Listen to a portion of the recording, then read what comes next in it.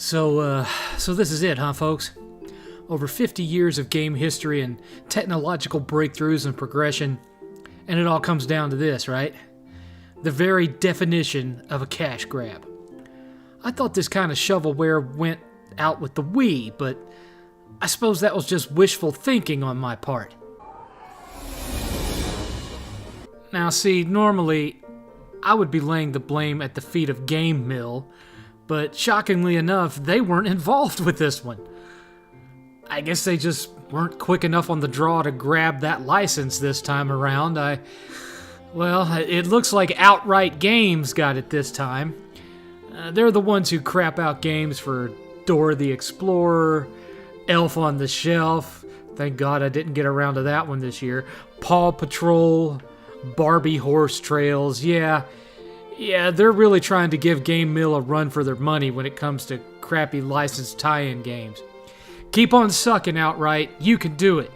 I believe in you. 4:30, stare into the abyss. So get this. This game came out 5 years after the CG animated film, and damn near a quarter century after the Jim Carrey movie. But it's tied to neither. Apparently, that would be more money than Outright would be willing to shell out. So, what did they do? Well, they licensed the original book instead. In fact, rather than cutscenes, this top dollar release uses actual scans of real pages from the book, including old Grinchy's original white look with the red eyes. Yeah. Chuck Jones actually came up with the green look because he thought it would look better in animation. It's not a dress, it's a kilt! Sicko! Anyway, they apparently couldn't even license anything from the original animated special from the 60s, so you won't hear Boris Karloff, you won't hear Thurl Ravenscroft singing the Grinch song, or any song from the show for that matter. All you get is one single voice actor voicing everything, a voice actor so plain and vanilla, you'll mistake him for AI. And as for music, well, you're in for a real treat of vaguely holiday-sounding music, more non-specific and generic than the music from Technoax that I've used for this entire series. Thanks, Technoax. You've been a career-long friend. Yes! Down a size and a half! And this time, I'll keep it all. So what we have here is your bare-bones bargain basement 2D side-scrolling ultra-basic platformer. It both looks and plays like a browser or mobile game. You run through the level, jumping over or Mario stomping poorly animated villains. You can grab ropes and swing from them, use pipes to move from the foreground to the background. You'll eventually get a lasso you can use when a rope isn't readily available, a jetpack, and other goodies. You earn these upgrades by solving extremely simple jigsaw puzzles, and when I say simple, I mean puzzles aimed at the kindergarten crowd. Get the stick! Get the stick! There's no stick. I'm smarter. Also, on occasion, you'll enter houses that you either have to get from the entrance to the exit, or you have to collect all the collectibles inside and then get out the way you came in.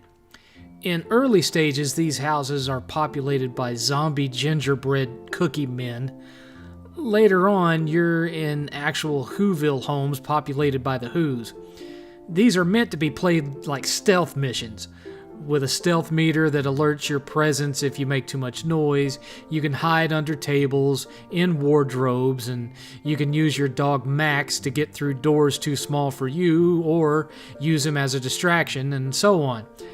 But honestly, you don't have to use any of that. You can just run through the house as fast as your little green feet will go, grab all the loot, and bail. Because the gingerbread men and later the Whos are all slow as hell and will only catch you if you get stuck on something. It's like going to an old folks' home and starting up a game of tag. Oh. That's it, I'm not going. There's other level types that break up the monotony here and there, like skiing down the mountain and such, but by the time you get to any of that, it's honestly too little too late.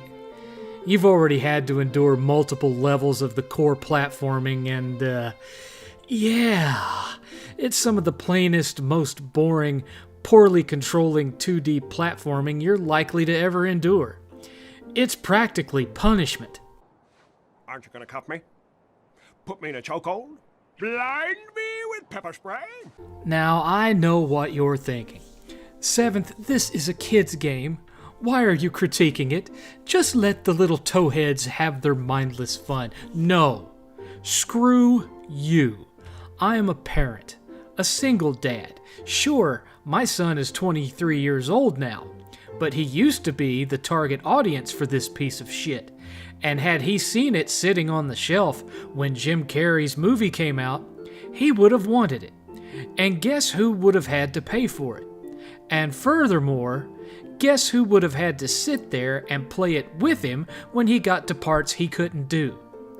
Yes, that's part of being a gamer dad. I know that better than most. But I would have much preferred a Lego game or even Little Big Planet than this lump of coal. Point of fact, you know what? Instead of a lump of coal, this is what Santa should leave under the tree for bad kids. The Grinch Christmas Adventures gets a 1 out of 7.